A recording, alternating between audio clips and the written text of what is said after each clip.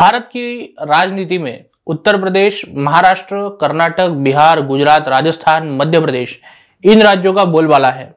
पहले तो इन राज्यों के पास बड़ी जनसंख्या है या फिर इनके पास इकोनॉमी तगड़ी है। अब राजनीति की गलियारों में या फिर पत्रकारों पे तमिलनाडु की राजनीति पर आमतौर पर किसी का भी ध्यान नहीं जाता। इसका एक कारण है, तमिलनाडु के लोगों को हमारी भाषा समझ नहीं आती या फिर हमें तमिल भाषा बोलने नहीं आती। ऐसे में देश का जो आम नैरेटिव है वो तमिल लोगों तक नहीं पहुंच पाता। साथ ही भारत की एकात्मता की भावना उन तक प्रकट करना मुश्किल हो जाता है। और ऐसा क्या है, ऐसा क्यों है और आज हिंदी वर्सेस तमिल क्यों चलाया जा रहा है, यही वीडियो में समझेंगे।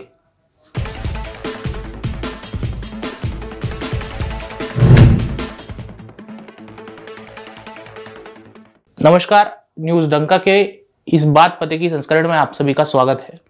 दोस्तों, आप किसी भी प्रांत में जाए, खासकर नॉन हिंदी प्रांत में जाए, वहां हिंदी भाषा के खिलाफ एक प्रकार का अलगाव होता है। हम स्कूल में जो प्रतिज्ञा पढ़ते हैं उसमें अपने देश की समृद्ध और विविधताओं से विभूषित परंपराओं पर मुझे गर्व है, इस पंक्ति को हम बड़े होते ही राजनीतिक, वैयक्तिक, सामाजिक या पारिवारिक स्वार्थ के चलते भूल जाते हैं।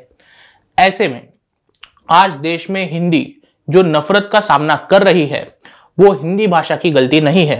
ये राजनेताओं की हिंदी भाषा बोलने वालों से नफरत है, जो वो समाज में बस इसीलिए फैला रहे हैं कि उनकी राजनीतिक विचारधारा मतदाताओं की अस्मिता का भाग बने।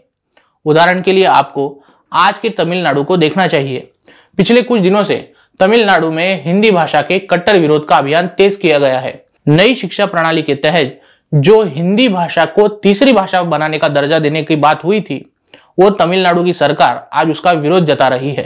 राजनेताओं के गुंडे सड़क पर उतरकर जगह जगह हिंदी में लिखे बोर्ड मिटा रहे हैं, उनको तोड़ रहे हैं। ये डीएमके सरकार ये सब क्यों कर रही है? इसके पीछे उनकी प्रादेशिक अस्मिता न होकर उनका डर है कि उनकी खोखली विचारधारा की हकीकत कहीं सभी तमिल भाषियों के सामने ना आ जाए। दोस्तों, कई सालों से द्रविड़ विचारधारा की पार्टियां तमिलनाडु पर राज कर रही है। ये वो पार्टियां हैं जो अराजकवादी रामस्वामी नायकर की विचारधारा से प्रेरित है। इन्होंने तमिल समाज के दिमाग में ब्रिटिशों का पैदा किया आर्य आक्रमण सिद्धांत का कीड़ा छोड़ रखा है।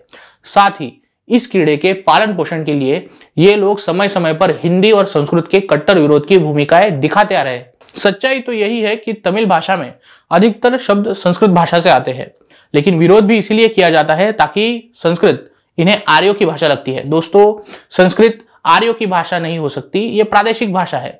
ये जो हिंदी का विरोध चल रहा है, इसका कारण है कि डीएमके हिंदी भाषियों को आर्य आक्रमणकारी सिद्ध करना चाहते हैं, लोगों में प्रादेशिक अस्मिता जागृत करना चाहते हैं, विक्टिम मेंटेलिटी डेवलप करना चाहते हैं। यह भी वामपंथी प्रोपेगेंडा की तरह डिजाइन किया हुआ एक स्ट्रक्चर है। इसमें हिंदी भाषा को शोषणकर्ता और तमिल भाषा को शोषक दिखाया गया है। दोस्तों, कई बार समाज में ऐसे घटक होते हैं जो सही मायनों में पीड़ित होते हैं, विक्टिम होते हैं। वही समाज का विकास करने के लिए इन पीड़ितों से न्याय करना बेहद महत्वपूर्ण प्रोसेस होता है। इसी से एकात्मता, समता और समरसता का समाज में मार्ग खुला होता है। लेकिन जो अराजक तत्व होते हैं वो विध्वंस, अपराध का इस्तेमाल करके ही सत्ता में बने होते हैं। अगर विध्वंस या अपराध पीड़ित करेंगे तो उसे न्याय कहा जाना चाहिए। इस प्रकार का भ्रम भी यही लोग फैलाते हैं और यहाँ पर भी वो वही करना चाहते हैं, हिंदी भाषा का विलेनाइजेशन कर तमिल भाषियों को विक्टिम दिखाना और उसी के जरिए अराजकता बनाए रखना, यही उनका उद्देश्य है। देश में अंग्रेजों को छोड़े इस आर्य आक्रमण सिद्धांत के दीमक ने कईयों के पेट भी पाले हैं और देश की एकात्मकता को भी खोखला किया है। अब जैसे जैसे विज्ञान प्रगत और उन्नत होते जा रहा है, सच्चे इतिहास के पन्ने पलटे जा रहे हैं, वैसे वैसे देश में असल पीड़ितों के लिए न्याय की मांग उठ रही है। पीड़ितों को मिल रहे न्याय के साथ अराजकवादी वामपंथी दिमागों के उद्देश्य भी असफल हो रहे हैं, उनकी हवा कम हो रही है। ऐसे में अपने वोटरों को अस्मिता के साथ बनाए रखने, उनकी पीड़ित मेंटालिटी को बनाए रखने के लिए और हिंदी की छवि को, हिंदी भाषिकों की छवि को शोषणकर्ता और कट्टरपंथी दिखाया जा रहा है। और बस इसीलिए द्रविड़ पार्टियां, खासकर उनके स्टालिन, आपको हिंदी का विरोध करते नजर आते हैं। एमके स्टालिन तमिलनाडु में बड़े से बड़े बिजनेस इंडस्ट्रीज से लेकर मीडिया तक सभी चीजें कंट्रोल करते हैं। उनकी इस व्यवस्था में सदगुरु जग्गी वासुदेव और तमिलनाडु के हिंदू संगठनों ने सेंध लगाई है। हिंदुत्व के विचारों को तमिलनाडु की जनता के सामने सत्य और तथ्य के साथ सामने लाना उन्होंने ही शुरू किया।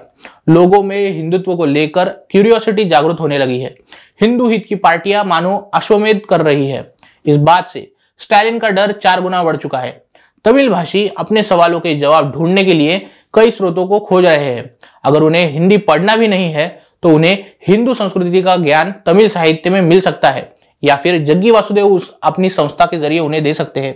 इसी बात से बौखलाए एमके स्टालिन तमिल अस्मिता के नाम पर हिंदुत्व को हराने की आस लगाए बैठे हैं।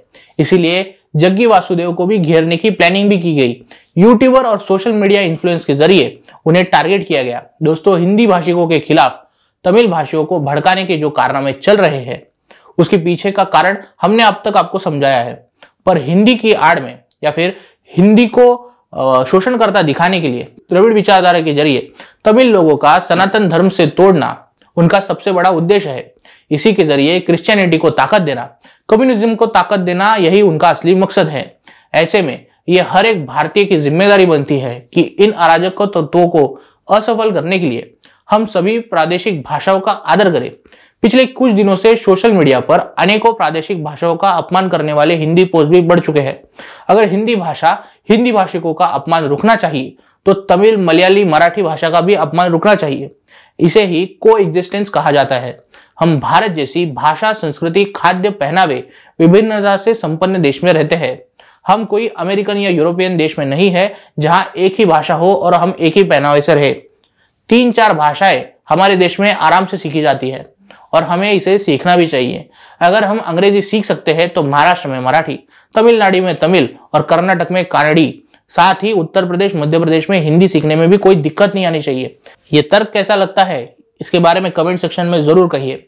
वीडियो अच्छा लगा हो तो लाइक कीजिए और न्यूज डंका हिंदी को सब्सक्राइब कीजिए। मिलते हैं अगले वीडियो में किसी और मुद्दे के साथ। नमस्कार।